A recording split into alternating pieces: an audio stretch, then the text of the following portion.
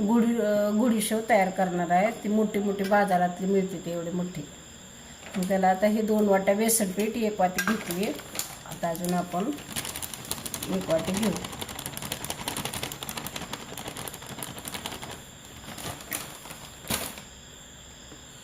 हे 2 वाट्या बेसन पीठ।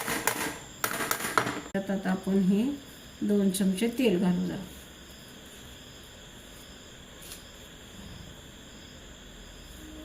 हे जरा चांगलं चुळून घेते म्हणजे शेव आपली गुढी शेव एकदम छान होते। मग थोडं थोडं घालून पाणी वतते बघा।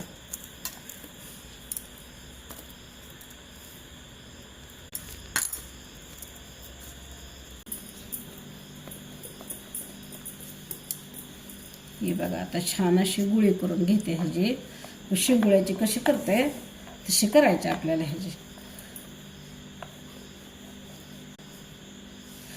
जरा जाडच ठेवते थोड्याशा।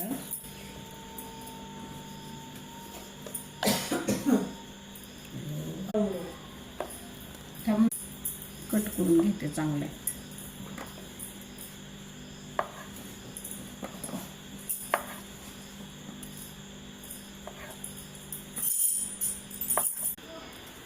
आता ह्याला तळायचं आहे। आता थोडं 2 वाट्या पीठ घेतलं ना तेवढंच ह्याला 1 वाटी गुळ घेतला। आता ह्याच्यात टाकून बघते गरम झालं का तेल। हा चांगलं उकळलंय की आता ह्याच्यात आता हे तळून घेते छान असं। छान पुंगळी यायला लागली याला आतनं, म्हणजे आतनं असं सुईसारखं बिळ येते।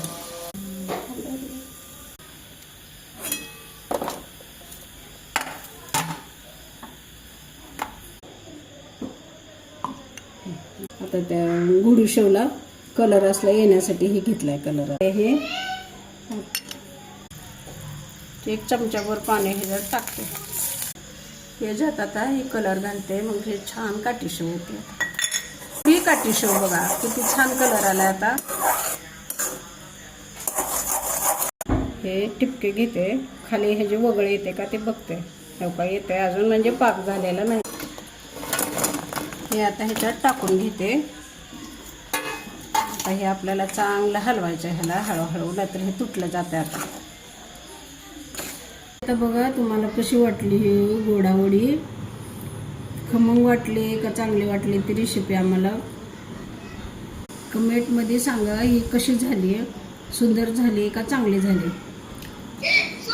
लाईक करा, कमेंट करा आणि सगळ्यात महत्त्वाचं सबस्क्राईब करा।